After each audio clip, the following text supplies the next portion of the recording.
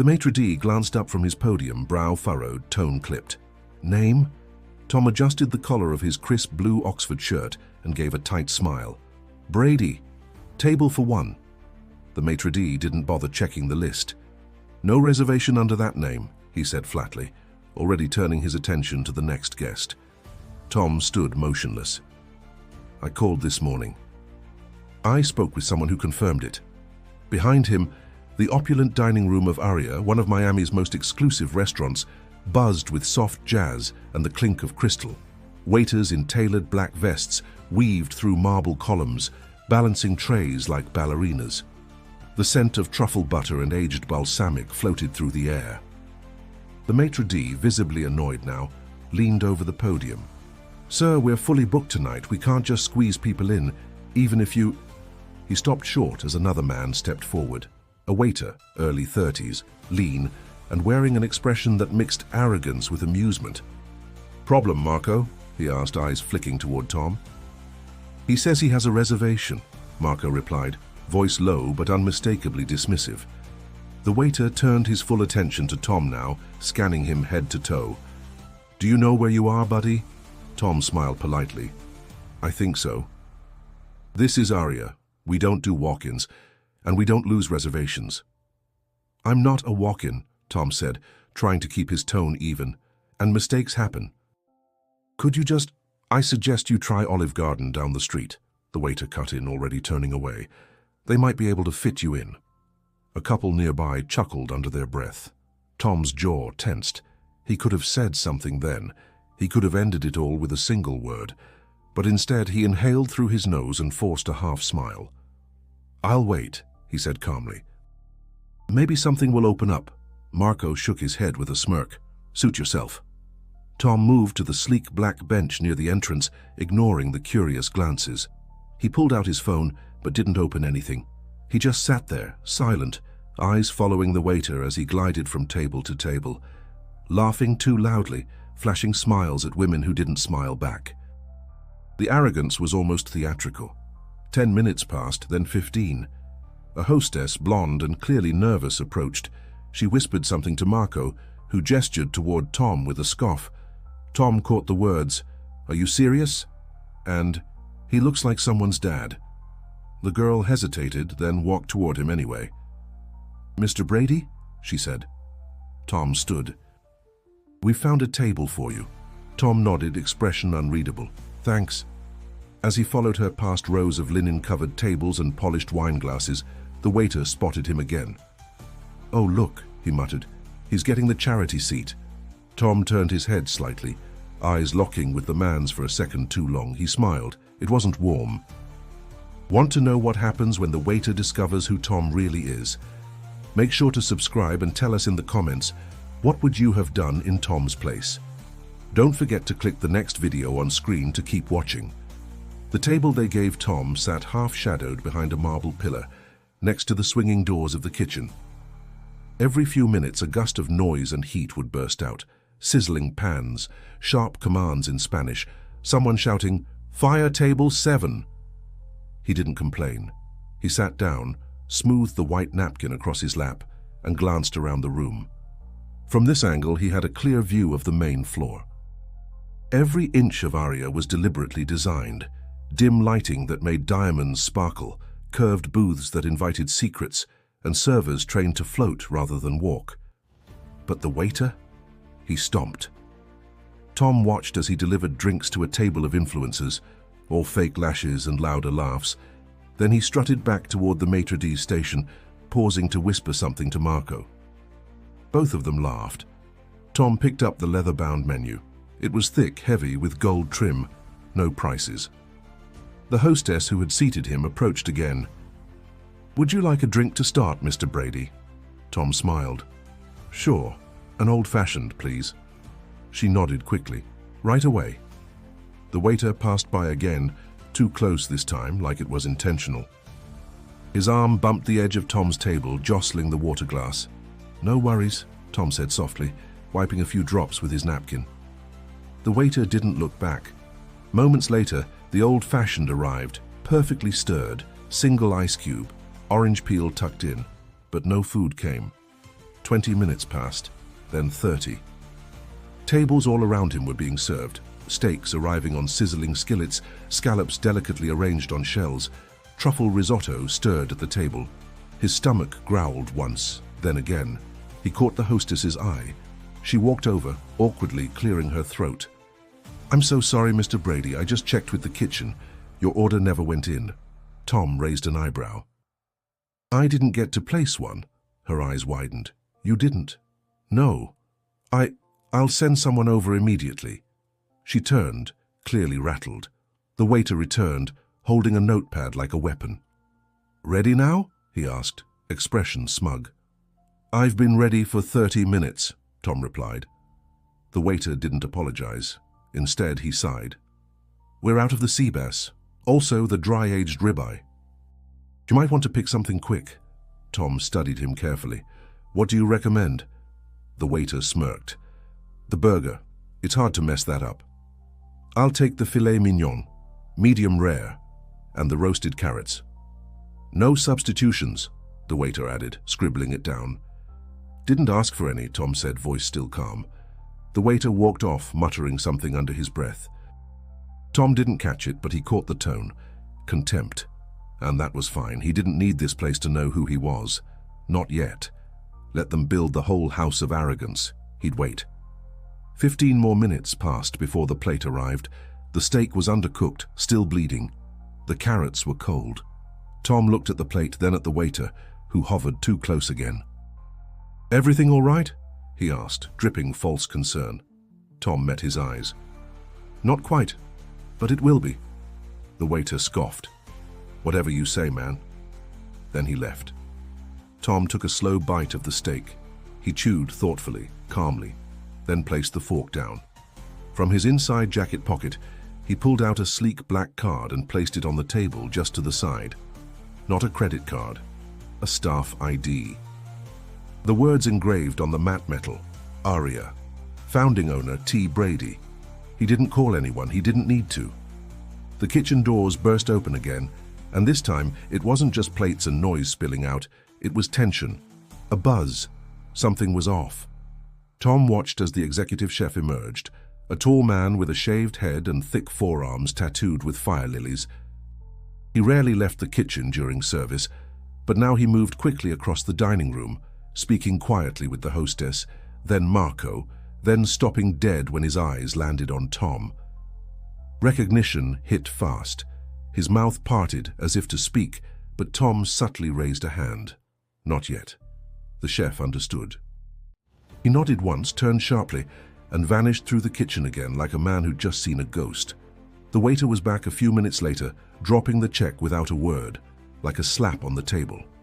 He didn't even glance at the untouched steak. Tom looked down at the bill. $187, no comped meal, no discount, no apology.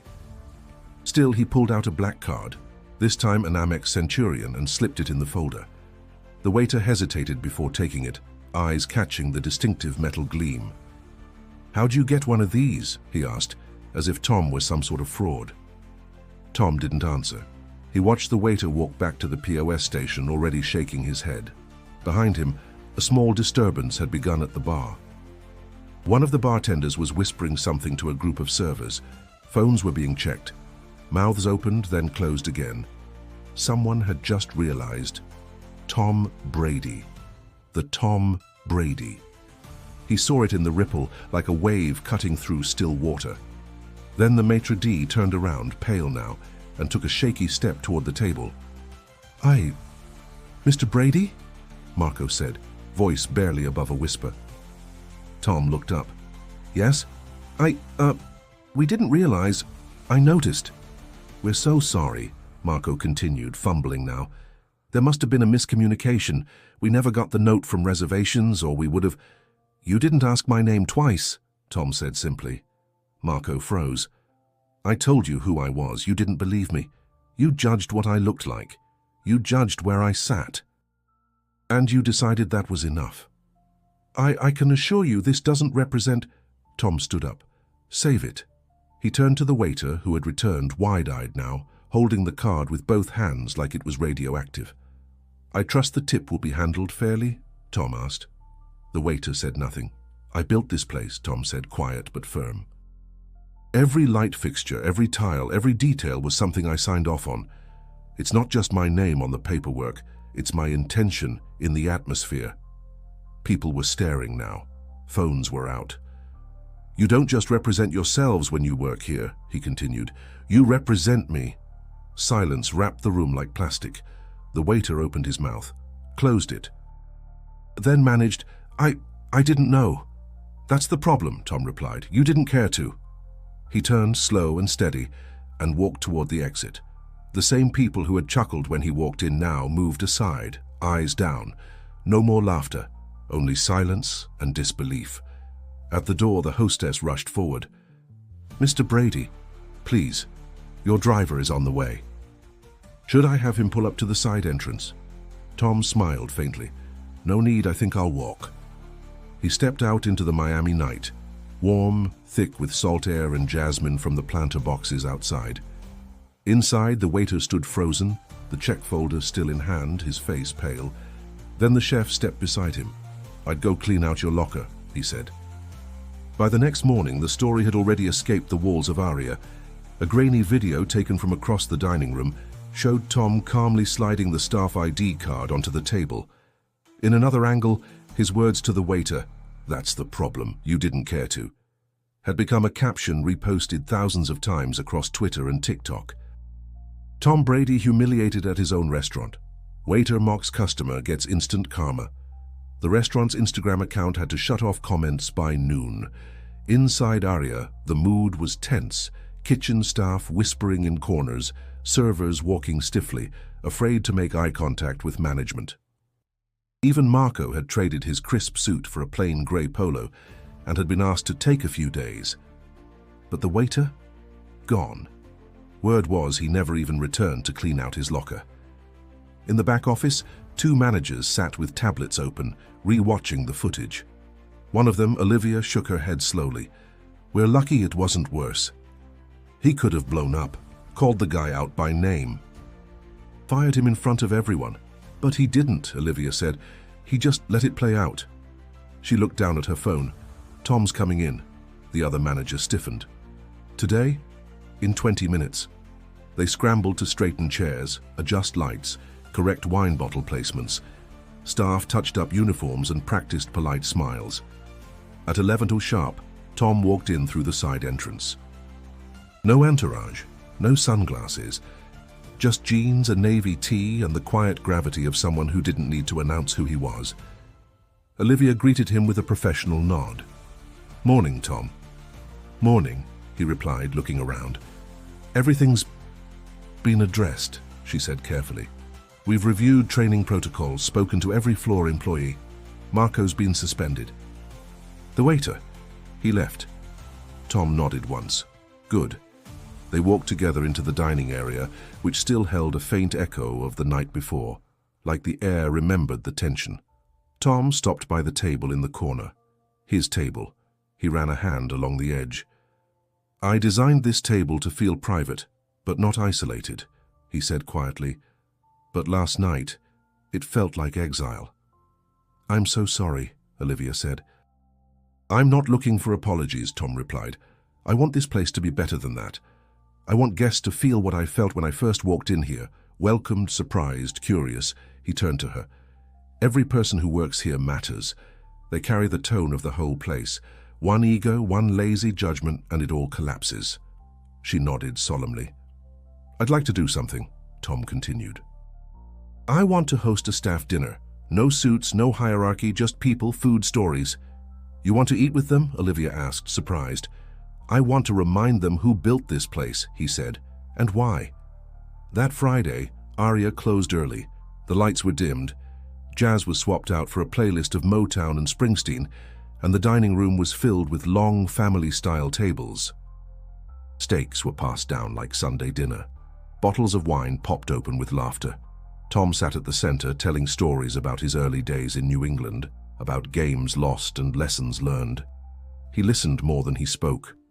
Servers who had barely dared look him in the eye a week ago now leaned in, laughing, nodding, asking questions.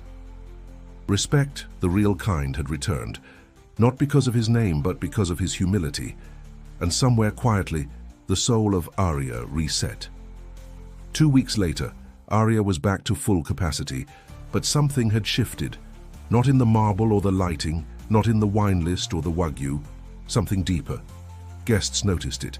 The energy felt warmer, more human, the service sharper, more thoughtful. Like every waiter, every host had a stake in something bigger than a tip, and in a way they did. Tom had returned quietly on a Friday night. No fanfare, no reservations. This time, they spotted him instantly. No one rushed, no one fawned. Just respectful nods, sincere smiles. He was seated at a table on the main floor, dead center. This was intentional. The same hostess as before, nervous that first night, now met his eyes with confidence. "Welcome back, Mr. Brady," he smiled. "Good to be back." The new waiter approached, mid-20s, sharp suit, calm demeanor. "Would you care for the filet again, sir?" "Medium rare," Tom said. "And I'll trust your judgment on the side." "You got it." The young man hesitated a moment, then added, "I just want to say thanks for what you did, the way you handled it." Tom tilted his head. "What did I do?" "You didn't try to embarrass anyone. You taught us something without a speech." Tom smiled. "People remember how you made them feel, not how loud you made your point." The waiter nodded, moved off with purpose. Across the room, guests were relaxed, laughing softly, raising glasses. It felt like a place people wanted to be, not just to be seen, but to connect. Tom sipped his old-fashioned, letting the moment breathe. He didn't need the restaurant, not financially, not for ego, but he had built it. Not with a hammer and nails, but with a vision of a place where people came to celebrate, to heal, to mark something special, where someone who walked in feeling small could walk out feeling noticed. That's what had hurt the most that night. Not the cold steak, not the disrespect. It was the disconnect from what Arya was meant to be. And now it felt like that connection had been restored. A couple at the next table leaned over. "Excuse me, sorry to interrupt," the woman said, mid-30s, elegant but approachable. "We just wanted to say, we were here the night that thing happened. You were incredibly graceful." Her husband added, "We tell our kids about it, about staying calm, about not fighting pride with more pride." Tom chuckled. "That's kind of you." "You taught more than that waiter ever knew," the woman said, "and more than you probably meant to." Tom raised his glass, glad someone was watching. They clinked glasses, a brief but sincere toast. As the waiter returned with the perfectly cooked filet and a side of grilled broccolini, Tom glanced around the room one more time. He could see it clearly now. Not just the architecture, but the intention. Not just the brand, but the values. He picked up his fork, and for the first time in a long time, the bite tasted exactly how he imagined it would. He didn't post about it. He didn't tweet. But that night, a dozen people went home and told someone what they saw. And that story, quiet, powerful, real, spread further than any headline. If this story left a mark on you, subscribe for more real-life tales that show character matters more than status. And don't forget, click the video that's on your screen now to keep watching. There's another story waiting for you.